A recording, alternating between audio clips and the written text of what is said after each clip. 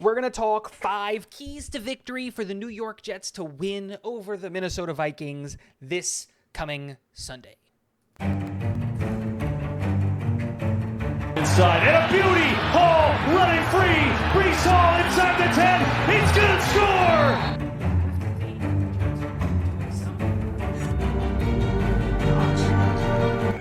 What is going on, guys? Welcome back to Talking Jets with Tigo. My name is Tigo, and I will be your host today.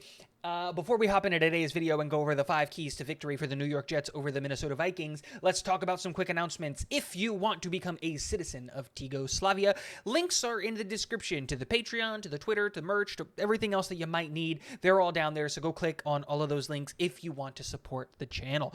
While you're down there, make sure to hit the subscribe button. We're marching our way to 2,000 subscribers, and anyone who's subscribed is going to be entered into the chance to win a football jersey of your choice and a player of your choice. I'll mail it out to you, totally on me, and we're trying to get this done before the new year, so let everybody that you know that might enjoy my content to, come over, hang out, hit the subscribe button. I think I'm doing a good job, and the best way to tell me that is by hitting the like button, hitting the subscribe button, but let me know in the comment section below what you guys think, and let's hop right into today's video.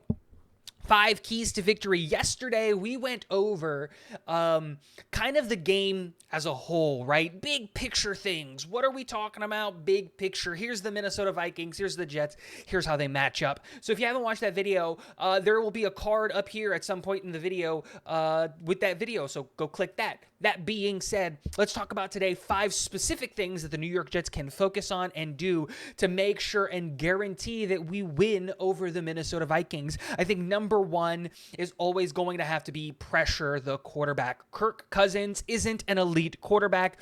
He isn't a strong-arm quarterback, an elusive quarterback. He's none of those things. And so what we can do to impact the game the most, specifically on defense, is to pressure the quarterback. The 2 teams that beat the Minnesota Vikings this year did that by pressuring Kirk Cousins and forcing bad plays out of Kirk Cousins. The Dallas Cowboys sacked Kirk Cousins 7 times, while the Eagles didn't sack him a bunch. They got him twice, but they forced bad throws out of him, and he got 3 interceptions. And the best way for this New York Jets team to create pressure is going to be up the middle against the 2 guards and the center. The interior offensive line for the Minnesota Vikings is by far and away the worst interior offensive line unit in the NFL. They've allowed the most pressures up the middle. And what does that mean for the New York Jets? Well, that means absolutely phenomenal things, because the New York Jets, in my opinion, on the defensive line are strongest where?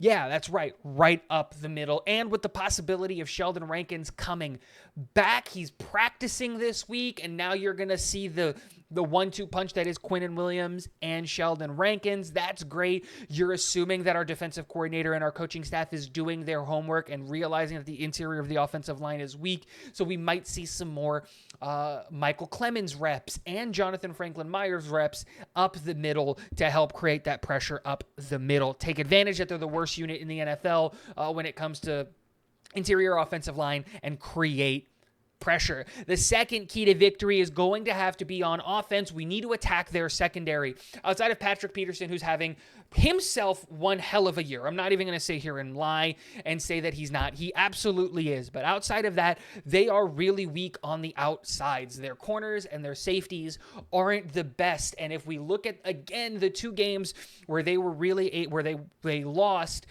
it was won by attacking the outsides and really forcing the corners to play and just taking advantage of the fact that they're getting bad play from the corners. It forced them to drop more guys into coverage. So instead of rushing an extra man or anything like that, they were dropping 7, 8 guys into coverage to try to make up for the fact that they're really, really bad back there. And what did that do? It opened up the floodgates for the running game. If we look at the Cowboys game, which is by far and away the worst loss, obviously it was 40-3.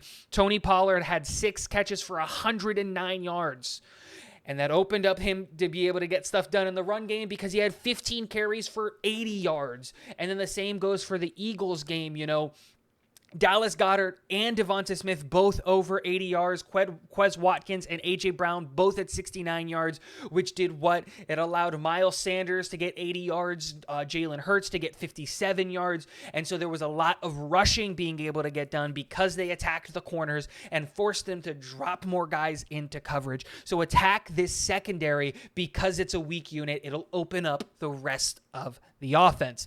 The third key to victory is going to have to be limit Justin Jefferson. And this is one of those, it's so much easier said than done. Justin Jefferson, in my opinion, is the best wide receiver in football when it comes to the entire wide receiver skill set. He's fast, he's athletic, he's big, he has that yak ability, he has a contested catch ability. He does everything that you want a wide receiver to do at an insanely high level. But in both losses that the Minnesota Vikings have, what were both teams able to do? They were both able to limit Justin Jefferson and keep him under 50 yards. In the Eagles game, Justin Jefferson had 48 yards. In the Cowboys game, Justin Jefferson had 33 yards, and they kept him scoreless. What do these two defenses that they faced and our New York Jets defense have in common?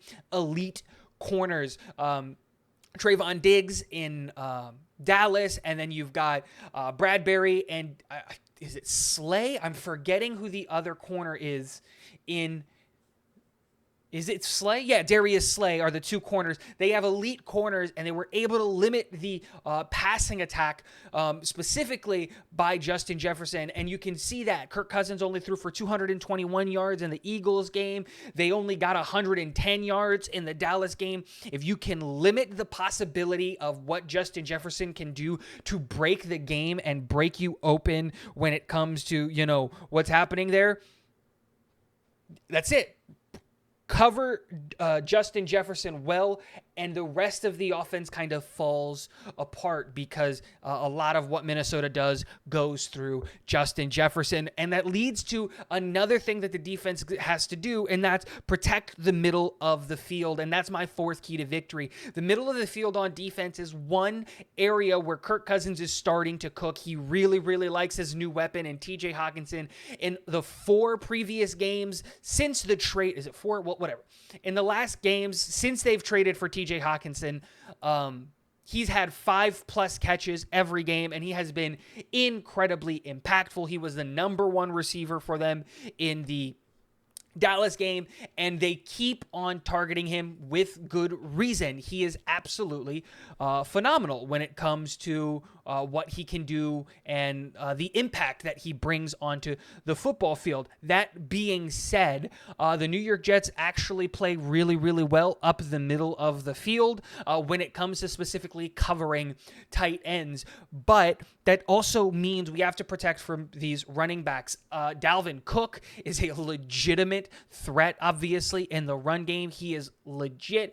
And so we have to make sure that we're protecting the middle of the field, because I feel really, really confident on the outside with our corners and our safeties and everything like that. And the linebackers are going to have to help fill in that middle, because I think the plan should be balls to the wall, go get Kirk Cousins, and if they run the ball, have the linebackers and the safeties and the corners come break down and tackle effectively. And the last key to victory number 5, is don't get cute with the play calling.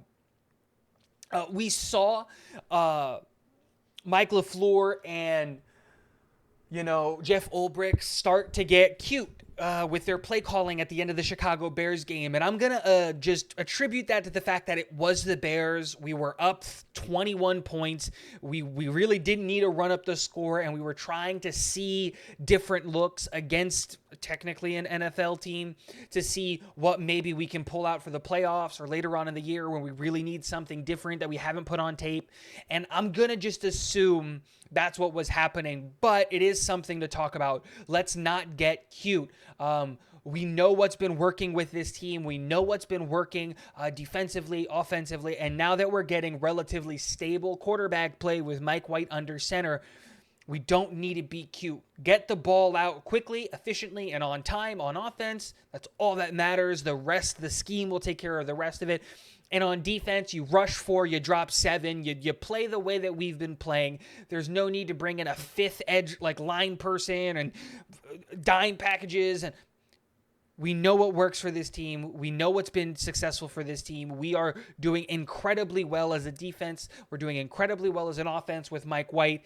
Keep that trend going. If we can do these 5 things, I think the New York Jets should be able to walk away with a victory. Guys, let me know in the comment section below what you think about my keys to victory. And last but not least, go Jets.